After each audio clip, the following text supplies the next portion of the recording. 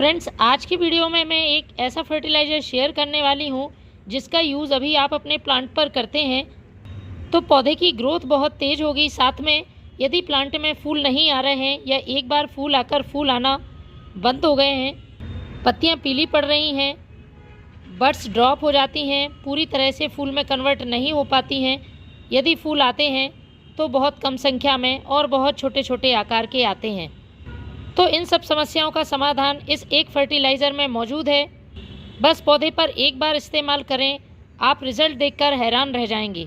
पूरी तरह से ऑर्गेनिक है ये फर्टिलाइज़र और एनपीके के साथ साथ कई पोषक तत्वों से भरपूर है जो पौधे के विकास के लिए ज़रूरी हैं।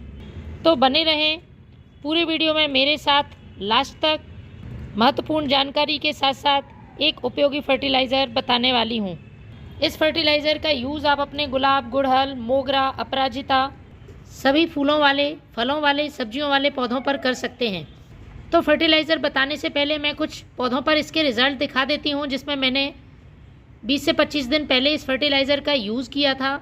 इस रोज़ प्लांट में इक्का दुक्का ही फूल आते थे और इसकी ग्रोथ भी रुक गई थी। तो फ्रेंड्स, अचानक से रुकी हुई ग्रोथ को तेज़ करने का ये फर्टिलाइज़र काम करता है। इस प्लांट में बहुत तेज़ी से ग्रोथ हुई और देखिए एक ही टहनी पर कितने ज़्यादा फूल लगे हैं। इसमें कलियां भी हैं, कम से कम 7 से 8 फूल एक ही ब्रांच पे आ रहे हैं इस तरह से, और सभी फूल पूरी तरह से खिल भी रहे हैं। बर्ड्स का साइज़ देखिए कितना बड़ा है, कितनी मोटी मोटी बर्ड्स आ रही हैं। पौधे में देखिए कितने अच्छे आकार के फूल खिल रहे हैं। ये देसी रोज़ का पौधा है और इसमें अक्सर शिकायत रहती है फूल बहुत छोटे आकार के आते हैं, यदि बड़े आकार में आ भी जाते हैं तो बहुत जल्दी झड़ जाते हैं। तो फ्रेंड्स, हेल्दी फ्लावर्स पाने के लिए और मजबूत टहनियों के लिए आपको इस फर्टिलाइज़र को अपने सभी पौधों में अभी ज़रूर डालना है।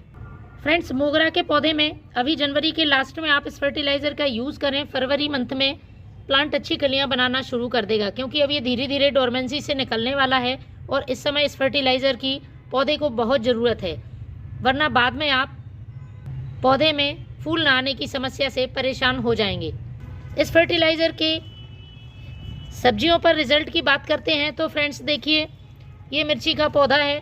छोटे छोटे पौधे में भी काफ़ी अच्छी मिर्च लग रही हैं, फूल आ रहे हैं। इसी तरह से ये नींबू का पौधा है, देखिए फूलों से भरा हुआ है और इसमें नींबू भी बन रहे हैं। बहुत सारी समस्या ये खड़ी होती है कि पौधे में चाहे वो सब्जियों वाले हों, फलों वाले, फूल तो बन जाते हैं लेकिन फूल पूरी तरह से फ्रूट्स में कन्वर्ट नहीं हो पाते हैं, पहले ही गिर जाते हैं। तो फ्रेंड्स, इस फर्टिलाइज़र को डालने से सब्जियों में और फलों वाले पौधों में फूल गिरने की समस्या नहीं होगी। इस तरह से अच्छी खासी सब्जियां आपको मिलेंगी।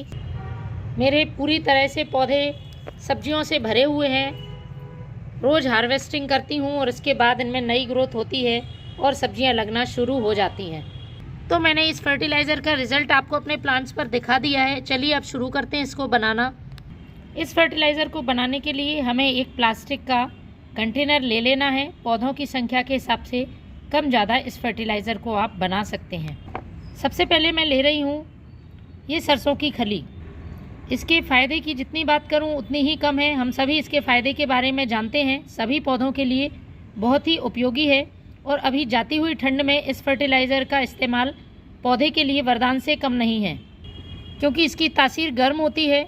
बहुत तेज़ गर्मी में हम इसका यूज़ ज़्यादा अपने पौधों पर नहीं कर सकते हैं, इसलिए ये समय बहुत ही अच्छा है।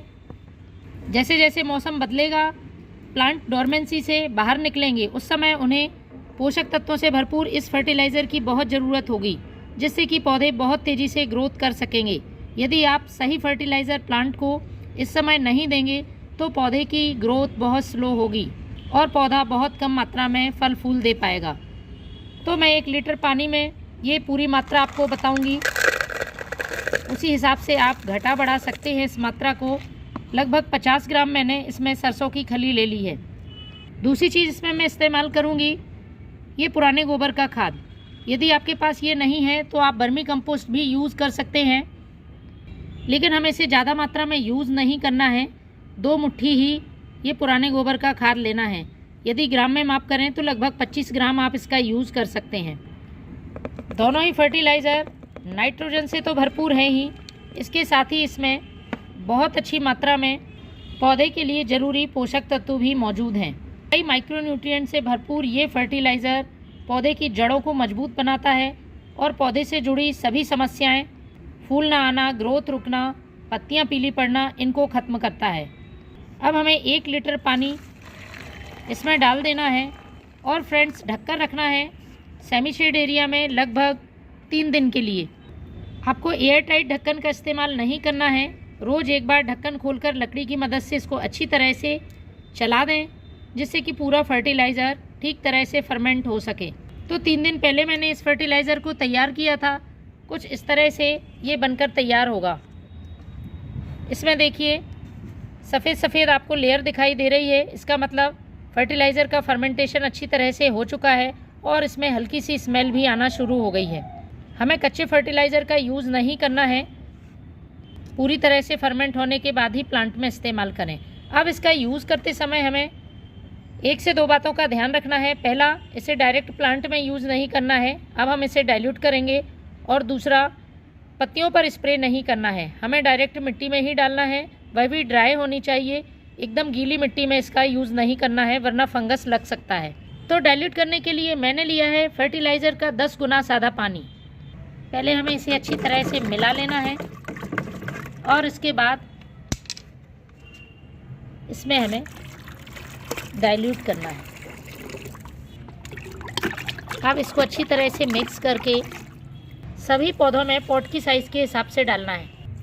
ड्राई मिट्टी में इस्तेमाल करें और बहुत तेज़ धूप में इसका इस्तेमाल ना करें। तो फ्रेंड्स, आने वाली गर्मियों के लिए पौधे को अभी से तैयार करें। ये फर्टिलाइज़र ज़रूर डालें। देखेंगे आप कि तेज़ गर्मी में भी पौधे हरे भरे हैं और बहुत अच्छे फल फूल सब्जी दे रहे हैं। Thank you.